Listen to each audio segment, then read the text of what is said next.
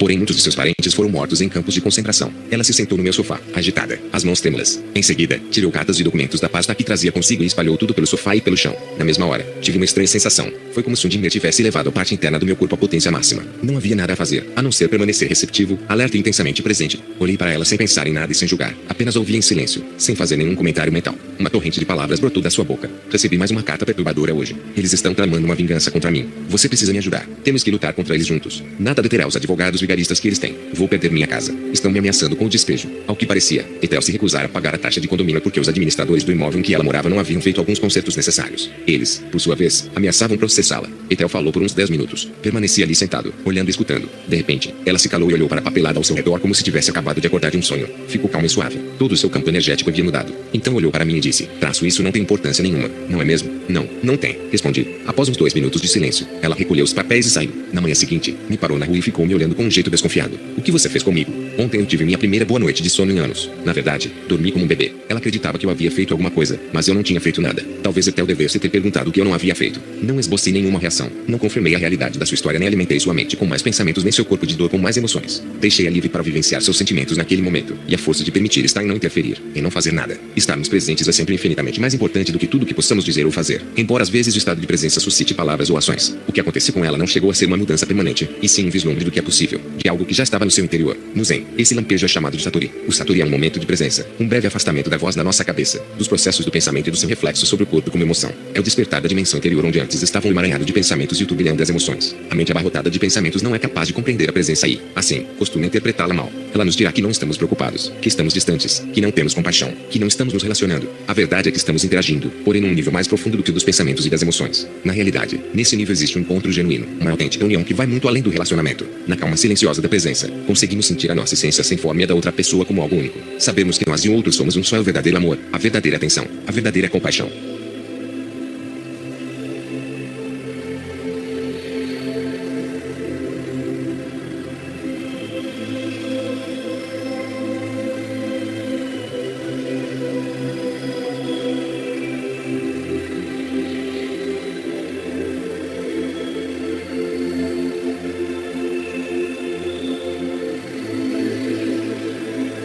Estímulos. Alguns corpos de dor reagem a apenas um tipo de estímulo ou situação, que em geral é aquele que está em consonância com determinada espécie de dor emocional sofrida no passado. Por exemplo, se uma criança cresce com pais cuja renda familiar era causa de brigas e conflitos frequentes, ela pode absorver o medo deles em relação ao dinheiro e desenvolver um corpo de dor que é incitado sempre que fatores financeiros estão envolvidos. Quando adulta, essa pessoa ficará aborrecida ou furiosa até mesmo em relação a quantias insignificantes. Por trás da contrariedade ou da raiva estão questões de sobrevivência e um temor intenso. Tenho visto indivíduos espiritualizados, isto é, relativamente conscientes, que começam a gritar, culpar e fazer acusações no instante em que pegam o telefone para falar com seu corretor de ações ou seu contador. Assim como existem advertências em relação à saúde nas embalagens de cigarro, talvez devesse haver avisos semelhantes em cada cédula de dinheiro e folha de cheque. O dinheiro pode acionar o corpo de dor e causar a inconsciência total. Alguém que na infância tenha sido negligenciado ou abandonado por um dos pais ou por ambos desenvolverá, provavelmente, um corpo de dor que será estimulado por qualquer situação que lembre, até mesmo de forma remota, o sofrimento primordial do abandono. Tanto um amigo que se atrasa em 5 minutos para pegar a pessoa no aeroporto quanto um cônjuge que chega à tarde em casa podem deflagrar um ataque violento do seu corpo de dor. Se seu parceiro ou cônjuge o deixa ou morre, a dor emocional que esse indivíduo sente vai muito além da que é natural em circunstâncias como essas. Pode ser uma angústia intensa, uma depressão duradoura e incapacitante ou uma raiva obsessiva.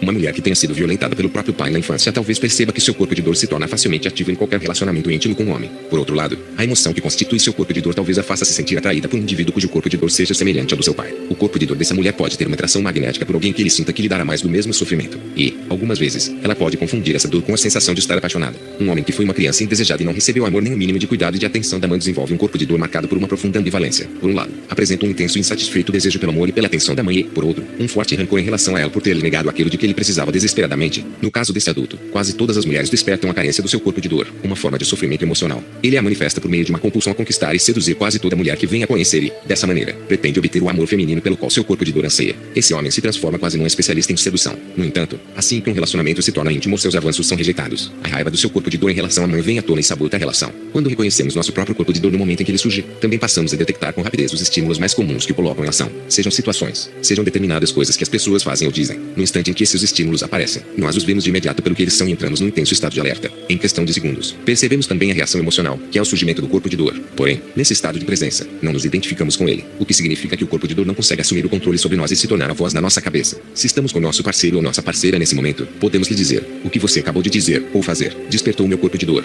Portanto, estabeleça um acordo com seu companheiro ou companheira. Sempre que disserem ou fizerem algo que desperte o corpo de dor do outro, mencionem isso na hora. Dessa maneira, o corpo de dor não poderá mais se renovar por intermédio do desentendimento entre vocês e, em vez de levá-los à inconsciência, os ajudará a ficar inteiramente presentes. Toda vez que estamos presentes quando o corpo de dor se manifesta, uma parte da energia emocional negativa que o constitui se queima, por assim dizer, e é transmutada em presença. O que resta dele se retira rapidamente e espera por uma oportunidade melhor para aparecer, isto é, quando estivermos menos conscientes. Isso pode acontecer sempre que saímos do estado de presença, talvez depois de tomarmos alguns drinks ou enquanto assistimos a um filme violento. A mais leve emoção negativa, como uma sensação de irritação ou ansiedade, também pode servir como uma passagem pela qual o corpo de dor consegue retornar. Ele precisa da nossa inconsciência, pois não é capaz de tolerar a luz da presença.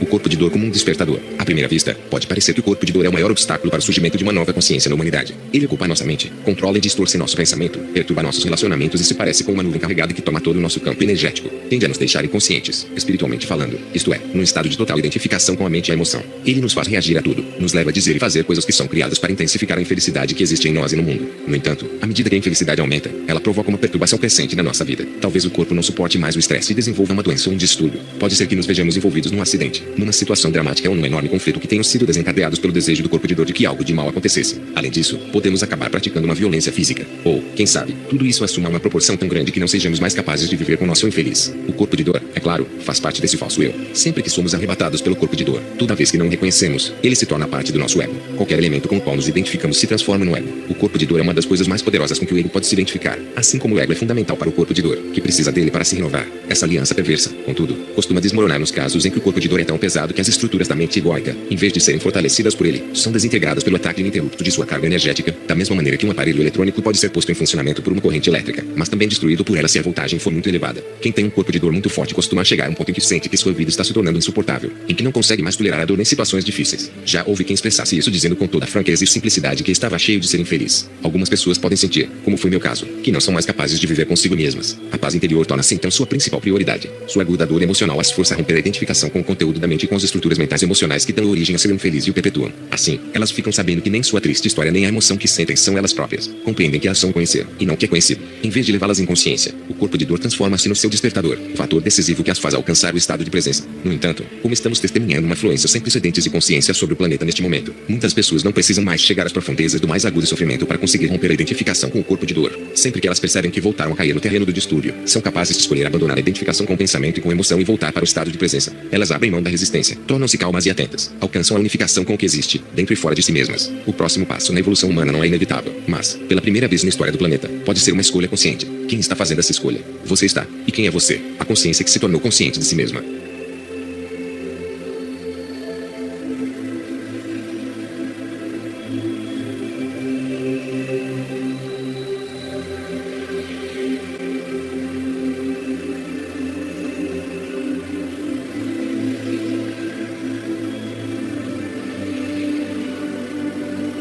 A libertação do corpo de dor. Uma pergunta que as pessoas costumam fazer é: de quanto tempo precisamos para nos libertar do corpo de dor? Evidentemente, isso depende tanto da densidade do corpo de dor, quanto do grau ou da intensidade da presença manifestada de cada um de nós. No entanto, não é o corpo de dor, e sim a identificação com ele que causa o sofrimento que infligimos a nós mesmos e aos outros. É essa identificação que nos leva a reviver o passado vezes sem conta e nos mantém no estado de inconsciência. Assim, uma pergunta mais importante a fazer seria esta: de quanto tempo necessitamos para nos libertar da identificação com o corpo de dor? A resposta a essa pergunta é: não demora tempo nenhum. Sempre que o corpo de dor estiver em atividade, temos que estar cientes de que o que estamos sentindo é o corpo de dor em nós. Esse conhecimento é tudo de que precisamos para interromper a identificação com ele. E, quando essa identificação cessa, a transmutação tem início. O conhecimento impede que as emoções antigas surjam na nossa cabeça e controlem não só o diálogo interior como também nossas ações e interações com as pessoas. Assim, o corpo de dor não conseguirá mais nos usar e se renovar por nosso intermédio. As antigas emoções podem ainda viver em nós por algum tempo e aparecer de vez em quando. Talvez também nos enganem ocasionalmente, fazendo com que nos identifiquemos com elas de novo e, desse modo, obscureçam o conhecimento. Porém não por muito tempo. Não projetarmos as antigas nossas emoções nas situações significa que devemos encará-las diretamente dentro de nós. Pode não ser agradável, mas isso não chega a nos matar.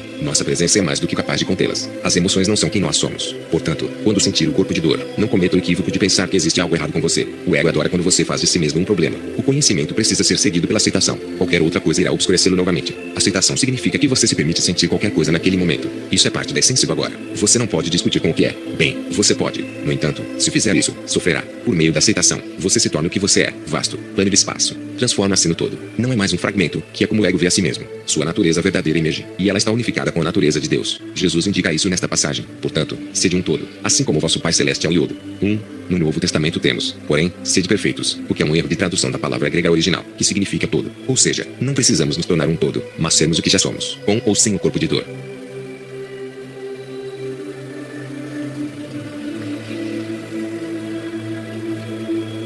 Capítulo 7.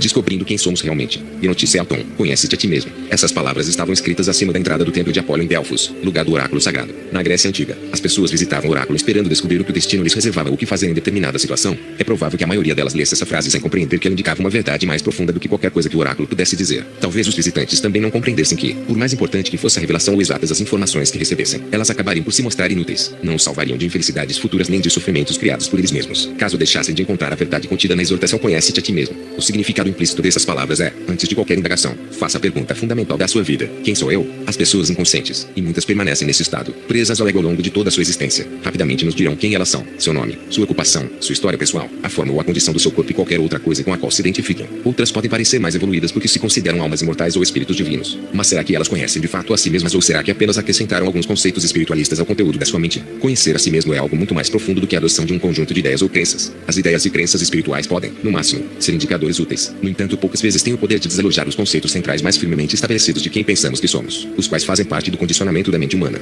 O profundo autoconhecimento não tem nada a ver com nenhuma ideia que esteja flutuando em torno da nossa mente. Conhecer a nós mesmos é estarmos enraizados no ser em vez de estarmos perdidos na nossa mente.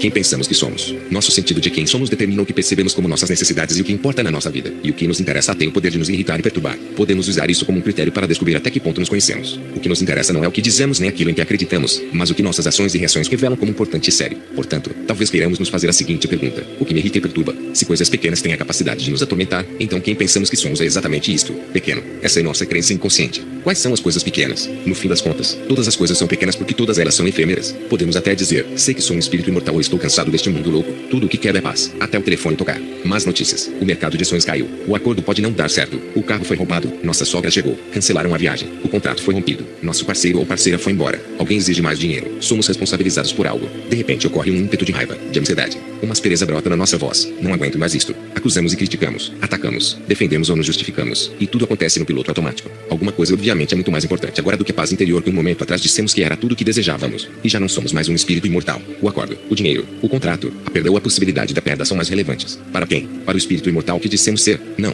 Para nosso pequeno eu que busca segurança ou satisfação em coisas que são transitórias e fica ansioso ou irado porque não consegue o que deseja. Bem, pelo menos agora sabemos quem de fato pensamos que somos. Se a paz é de fato aquilo que desejamos, então devemos escolhê-la. Se ela fosse mais importante para nós do que qualquer outra coisa e se nós nos reconhecêssemos de verdade como um espírito em vez de um pequeno eu, permaneceríamos sem reagir em um absoluto estado de alerta quando confrontados com pessoas ou circunstâncias desafiadoras. Aceitaríamos de imediato a situação e, assim, nos tornaríamos um com ela em vez de nos separarmos dela. Depois, da nossa atenção consciente surgiria uma reação. Quem nós somos? Consciência. E não quem pensamos que somos. Um pequeno eu estaria reagindo. Isso seria algo poderoso e eficaz e não faria de ninguém nem de uma situação um inimigo. O mundo sempre se assegura de impedir que nos enganemos por muito tempo sobre quem de fato pensamos que somos, nos mostrando o que realmente é importante para nós. A maneira como reagimos a pessoas e situações, sobretudo quando surge um desafio, é o melhor indício de até que ponto nos conhecemos a fundo. Quanto mais limitada, quanto mais estreitamente egóica é a visão que temos de nós mesmos, mais nos concentramos nas limitações egóicas, na inconsciência dos outros e reagimos a elas. Os erros das pessoas ou o que percebemos como suas falhas se tornam para nós a identidade delas. Isso significa que vemos apenas o ego nos outros e, assim, fortalecemos o ego em nós. Em vez de olharmos através do ego deles, olhamos para o ego. E quem está fazendo isso? O ego em nós. As pessoas muito inconscientes sentem o próprio ego por meio do seu reflexo nos outros. Quando compreendemos que aquilo a que reagimos nos outros também está em nós, e algumas vezes apenas em nós, começamos a nos tornar conscientes do nosso próprio ego. Nesse estágio, podemos também compreender que estamos fazendo às pessoas o que pensávamos que elas estavam fazendo a nós. Paramos de nos ver como uma vítima. Nós não somos o ego. Portanto, quando nos tornamos conscientes do ego em nós, isso não significa que sabemos quem somos. Isso quer dizer que sabemos quem não somos. Mas é por meio do conhecimento de quem não somos que o maior obstáculo ao verdadeiro conhecimento de nós mesmos é removido. Ninguém pode nos dizer quem somos. Seria apenas outro conceito. Portanto, não nos faria mudar. Quem nós somos não requer crença. Na verdade, toda crença é um obstáculo. Isso não existe nem mesmo nossa compreensão, uma vez que já somos quem somos. No entanto, sem a compreensão, quem nós somos não brilha neste mundo. Permanece na dimensão não manifestada aqui. É claro, é seu verdadeiro lar. Nós somos então como uma pessoa aparentemente pobre que não sabe que tem uma conta de 100 milhões de reais no banco. Com isso, nossa riqueza permanece um potencial oculto.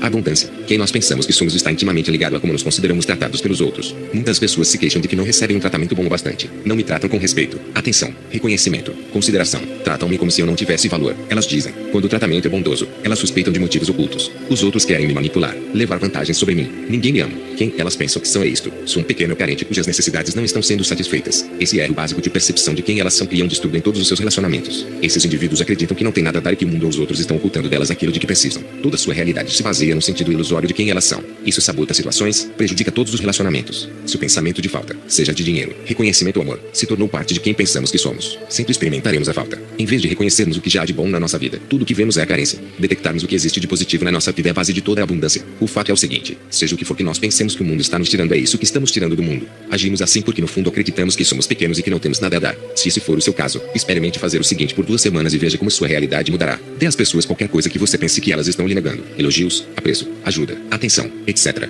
Você não tem isso. Age exatamente como se tivesse tudo isso surgirá. Logo depois que você começar a dar, passará a receber. Ninguém pode ganhar o que não dá. O fluxo de entrada determina o fluxo de saída. Seja o que for que você acredite que o mundo não está lhe concedendo, você já possui. Contudo, a menos que permita que isso flua para fora de você, nem mesmo saberá que tem. Isso inclui a abundância. A lei segundo a qual o fluxo de saída determina o fluxo de entrada é expressa por Jesus nesta imagem marcante. Dai, e dar-se-vos-á. Colocar-vos-ão no regaço medida boa, cheia, recalcada, sacudida e transbordante. Porque, com a mesma medida com que medirdes, sereis medidos vós também. A fonte de toda a abundância não está fora de você. Ela é parte de quem você é. Entretanto, comece por admitir e reconhecê-la exteriormente. Veja a plenitude da vida ao seu redor. O calor do sol sobre sua pele, a exibição de flores magníficas num quiosque de plantas, o sabor de uma fruta suculenta, a sensação no corpo de toda a força da chuva que cai do céu. A plenitude da vida está presente a cada passo. Seu reconhecimento desperta a abundância interior adormecida. Então permita que ela flua para fora. Só fato de você sorrir para um estranho já promove uma mínima saída de energia. Você se torna um doador. Pergunte-se com frequência, o que posso dar neste caso? Como posso prestar um serviço a esta pessoa nesta situação? Você não precisa ser dono de nada para perceber que tem abundância. Porém, se sentir com frequência que a possui, é quase certo que as coisas comecem a acontecer na sua vida. Ela só chega para aqueles que já têm. Parece um tanto injusto, mas é claro que não é. É uma lei universal. Tanto a fartura quanto a escassez são estados interiores que se manifestam como nossa realidade. Jesus fala sobre isso da seguinte maneira: pois, ao que tem, se lhe dará, e ao que não tem, se lhe tirará até o que não tem. 2.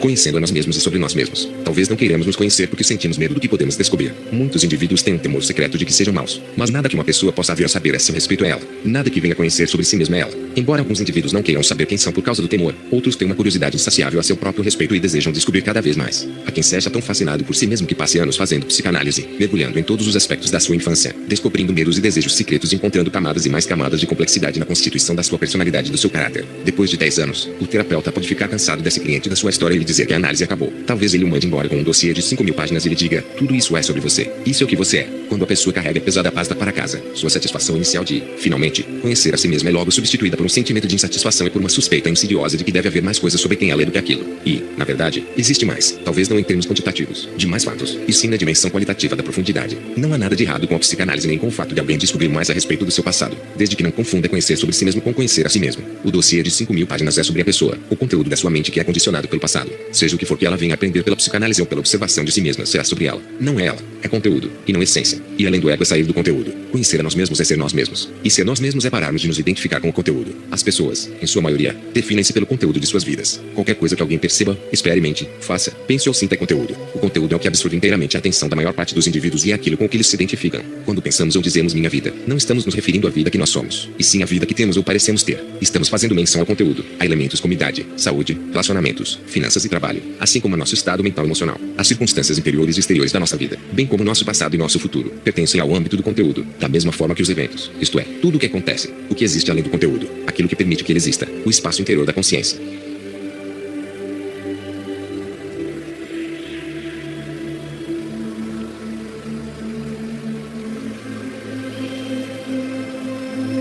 O caos e o propósito superior. Quando nos conhecemos apenas por meio do conteúdo, também pensamos que sabemos o que é bom ou ruim para nós mesmos. Discriminamos os acontecimentos entre os que são bons para nós e aqueles que são maus. Essa é uma percepção fragmentada da unicidade da vida na qual tudo está interligado, em que cada acontecimento tem seu lugar e sua função dentro da totalidade. Contudo, a totalidade é mais do que a aparência superficial das coisas, mais do que a soma total das suas partes, mais do que qualquer coisa que nossa vida e o mundo contém. Por trás da sucessão de acontecimentos algumas vezes aparentemente aleatórios ou até mesmo caóticos da nossa vida, assim como do mundo, acontece de maneira oculta o desenrolar de uma ordem e de um propósito superiores. Há um ditado zen que expressa isso de forma maravilhosa.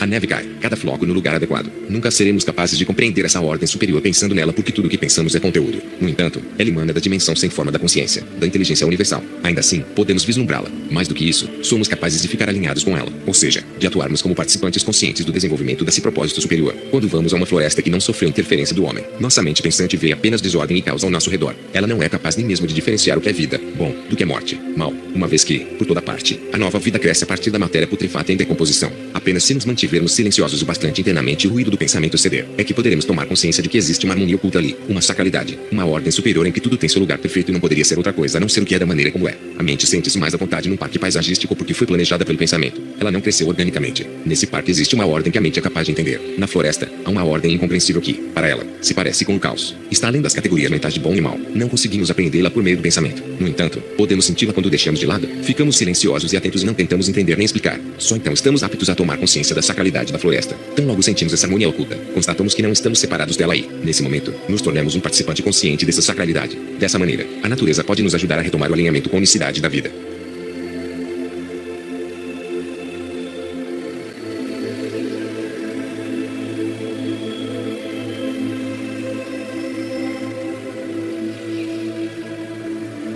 O que há de bom e o que há de mal. A certa altura da vida, a maioria das pessoas se torna consciente de que não existem apenas nascimento, crescimento, sucesso, boa saúde, prazer e vitórias, mas também perda, fracasso, doença, envelhecimento, decadência, dor e morte. Convencionalmente, esses aspectos são rotulados de bons e maus, ordem e desordem. O significado da nossa vida costuma estar associado ao que consideramos bom. Porém, tudo que se enquadra nessa categoria está sob ameaça constante do colapso, do esgotamento, da desorganização, da falta de significado e do mal, que é quando as explicações falham e a vida deixa de fazer sentido. Mais cedo ou mais tarde, a desordem rompe na vida de todo mundo, não importa quantas apólices de seguro a pessoa tenha. Isso pode acontecer na forma de perda ou acidente, doença, incapacidade, envelhecimento, morte. Contudo, o surgimento dessa desestabilização e o resultante colapso de um sentido definido mentalmente podem se tornar a abertura para uma ordem superior, porque a sabedoria deste mundo é loucura diante de Deus. Diz a Bíblia. 3. O que é a sabedoria deste mundo? A agitação do pensamento e o sentido que é definido exclusivamente pelo pensamento. O pensamento isola situações ou acontecimentos e os chama de bons ou maus, como se eles tivessem uma existência separada, por meio da dependência excessiva do pensamento. A realidade se torna fragmentada. Esse fracionamento é uma ilusão, contudo parece muito real enquanto permanecemos presos a ela. O universo, porém, é um todo indivisível onde todas as coisas estão interconectadas, onde nada existe de modo independente. A profunda interligação de todos os eventos e de todas as coisas deixa implícito que os rótulos mentais de bom e mal são, em última análise, ilusórios. Eles sempre pressupõem uma perspectiva limitada e, assim, são verdadeiros apenas temporariamente de modo relativo.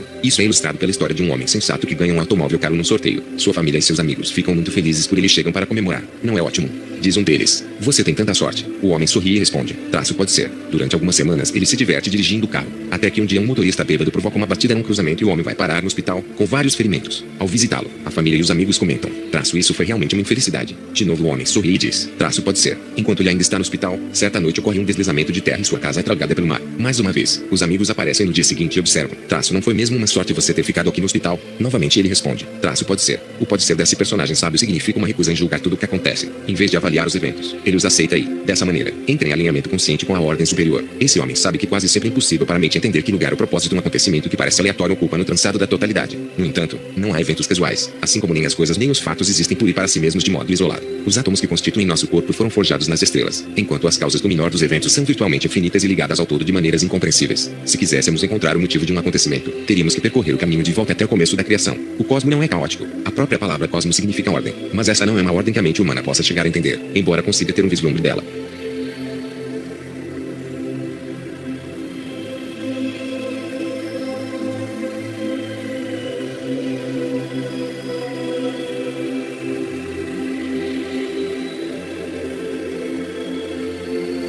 Sem nos importarmos com o que acontece. J. Krishnamurti, o maior filósofo e mestre espiritual indiano, proferiu palestras e trabalhou quase continuamente por todo o mundo durante mais de 50 anos, tentando transmitir por meio das palavras, que representam o conteúdo, o que está além delas, além do conteúdo. Numa de suas apresentações, já no final da vida, ele surpreendeu o público perguntando: "Vocês querem conhecer meu segredo?" Todos os presentes ficaram atentos. Muitas pessoas na plateia vinham acompanhando suas palestras ao longo de 20 ou 30 anos e ainda não haviam conseguido captar a essência do seu ensinamento. Por fim, depois de todos aqueles anos, o mestre lhes daria a chave para a compreensão. "Este é o meu segredo. Eu não me importo com o que acontece", disse ele. Como ele não explicou mais nada, desconfio de que a maior parte do seu público ficou ainda mais perplexo do que antes. As implicações dessa simples afirmação, entretanto, eram profundas. O que está implícito quando dizemos que não nos importamos com o que acontece? Simplesmente que, no nosso interior, estamos alinhados com o que acontece. O que acontece refere-se, é claro, à especificidade do momento, que sempre é como é. Trata-se de uma menção ao conteúdo, a forma que esse momento assume. Estarmos alinhados com o que significa estarmos numa relação de não resistência interna com os acontecimentos. Isso corresponde a não rotular essa realidade mentalmente como boa nem má, e sim deixá-la ser o que é. Isso quer dizer que não podemos mais agir para provocar mudanças na nossa vida. Ao contrário,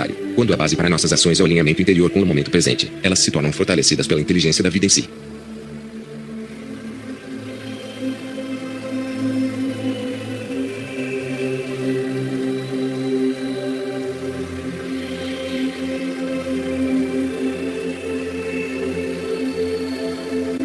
E mesmo, o mestre Zen Akun morava numa cidade no interior do Japão, altamente estimado e respeitado. Era procurado por muitas pessoas que buscavam orientação espiritual. Então aconteceu que a filha adolescente do seu vizinho apareceu grávida. Quando os pais da moça, tomados de ira e revolta, a interrogaram sobre a identidade do pai da criança, ela acabou dizendo que era Kun. Transtornados de raiva, eles foram correndo até o mestre Zen e, entre gritos e acusações, contaram-lhe que a filha havia confessado que ele engravidara. Tudo o que ele disse foi: "Traço é mesmo." As notícias sobre o escândalo espalharam-se por toda a cidade e fora dela. O mestre perdeu sua reputação. Isso não o preocupou. As pessoas deixaram de procurá-lo. Ele não se importou com isso também. Quando a criança nasceu, os avós a levaram para Kun. "Você é o pai, então cuide dela." O mestre cuidou do bebê com o maior carinho. Um ano depois, a mãe, consumida pelo remorso, confessou aos pais que o verdadeiro pai da criança era o rapaz que trabalhava no açougue. Profundamente constrangidos, eles foram procurar a Kun para se desculpar e pedir seu perdão. "Sentimos muito. Viemos buscar o bebê. Nossa filha confessou que você não é o pai dele." E mesmo, o mestre se limitou a dizer enquanto lhes entregava a criança. A Kun responde à falsidade e à verdade, a boa e a má notícia, exatamente da mesma maneira. E mesmo, ele permite que a forma do momento, positiva ou negativa, seja como ela é e, assim, não se torna um participante do drama humano. Para Kun, existe apenas um momento, que sempre é como é. Os acontecimentos não são personalizados. Ele não é vítima de ninguém. Dessa maneira, alcança tal unicidade com o que acontece que os eventos deixam de ter poder sobre ele. Somente quando resistimos ao que ocorre é que ficamos à mercê dos acontecimentos e o mundo determina nossa felicidade ou infelicidade. O bebê foi cuidado com muito carinho. O mal converteu-se no bem por meio do poder da não resistência, sempre respondendo ao que o momento presente requer. A Queen deixou o bebê e quando chegou a hora de fazer isso, imagine rapidamente como o ego teria reagido durante os vários estágios desse acontecimento.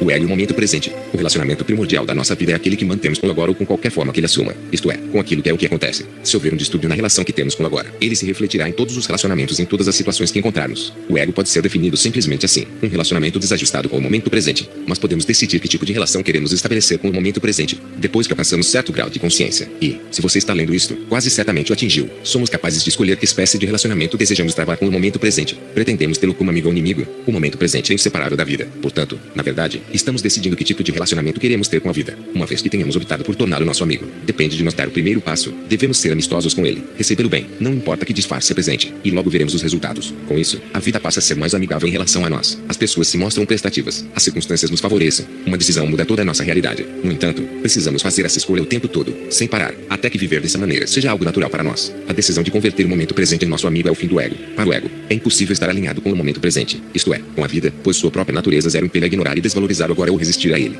O ego vive do tempo e, quanto mais forte ele é, mais o tempo controla nossa vida. Assim, quase todos os nossos pensamentos expressam uma preocupação com o passado ou com o futuro, enquanto o nosso sentido de eu depende do passado para nossa identidade e do futuro para preenchê-la. Medo, ansiedade, expectativa, arrependimento, culpa, raiva são as disfunções do estado de consciência dado ao tempo. O ego trata o momento presente de três maneiras, como um meio para alcançar um fim, um obstáculo ou um inimigo. Vamos observar cada um desses padrões individualmente para que possamos reconhecer qual deles está operando em nós.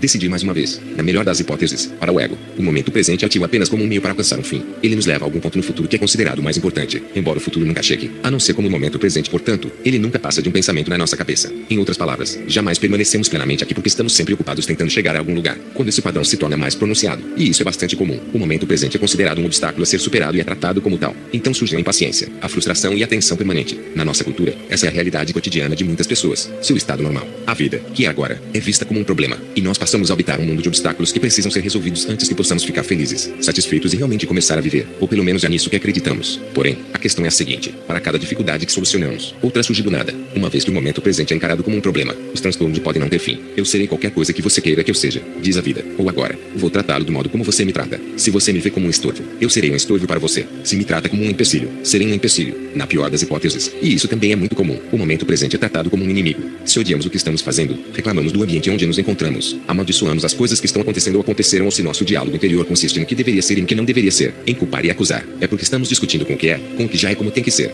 Estamos convertendo a vida no inimigo. E ela diz, como a guerra é o que você quer, a guerra é o que terá. A realidade exterior, que sempre reflete para nós o estado em que nos encontramos interiormente. Então sentida como hostil. Uma pergunta essencial que devemos nos fazer com frequência é: qual é meu relacionamento com o momento presente? Depois, precisamos ficar atentos para descobrir a resposta. Será que estou tratando agora como um simples meio para alcançar um fim? Será que o vejo como um obstáculo? Será que o estou transformando num inimigo? Como o momento presente é tudo o que sempre temos, uma vez que a vida é inseparável do agora, o verdadeiro significado daquela pergunta é: qual é meu relacionamento com a vida? Essa indagação é uma maneira excelente de desmascararmos o ego dentro de nós e avançarmos para o estado de presença, embora ela não incorpore a verdade absoluta. Em última análise, nós e o momento presente somos uma coisa só. É um indicador útil que nos coloca na direção certa. Pergunte isso a si mesmo até que não considere mais necessário. Sabe como você pode superar a disfunção no seu relacionamento com o momento presente? A coisa mais importante é detectá-la em si mesmo, nos seus pensamentos e nas suas ações. No instante em que vê que há um distúrbio na sua relação com agora, você está presente. Essa visão assinala o surgimento da presença. Nesse instante, a disfunção começa a se dissipar. Algumas pessoas riem muito quando observam isso. Com a visão surge o poder da escolha, a decisão de dizer sim ou agora, de torná-lo seu amigo.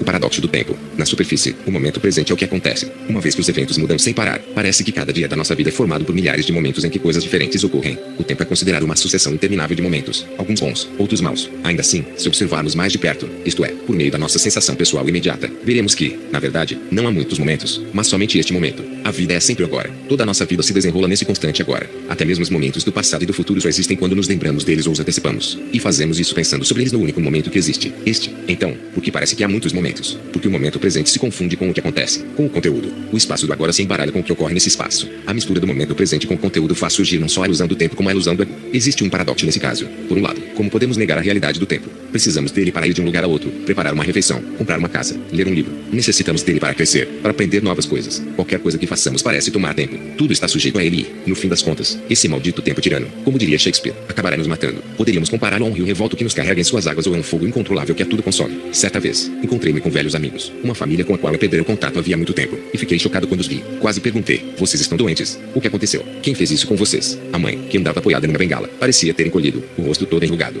A filha, que cheguei a ver cheia de energia e entusiasmo, animada pelas expectativas da juventude, agora parecia cansada, esgotada, depois de criar 3 filhos. Então me lembrei, quase 30 anos tinham se passado desde nosso último encontro. O tempo havia feito aquilo com eles. E tenho certeza de que meus amigos ficaram igualmente chocados quando me viram. Tudo parece estar sujeito ao tempo. Ainda assim tudo acontece no agora. Esse é o paradoxo. Sempre vemos um grande número de evidências circunstanciais para a realidade do tempo. Como uma maçã murcha, nosso rosto no espelho comparado à nossa aparência numa fotografia tirada há 30 anos antes. Porém, nunca encontramos uma evidência direta, jamais vivenciamos o tempo em si. A experiência que temos invariavelmente é do momento presente, ou melhor, do que ocorre nele. Se nos basearmos apenas nas evidências diretas, então o tempo não existe, e o agora é tudo o que existe, sempre.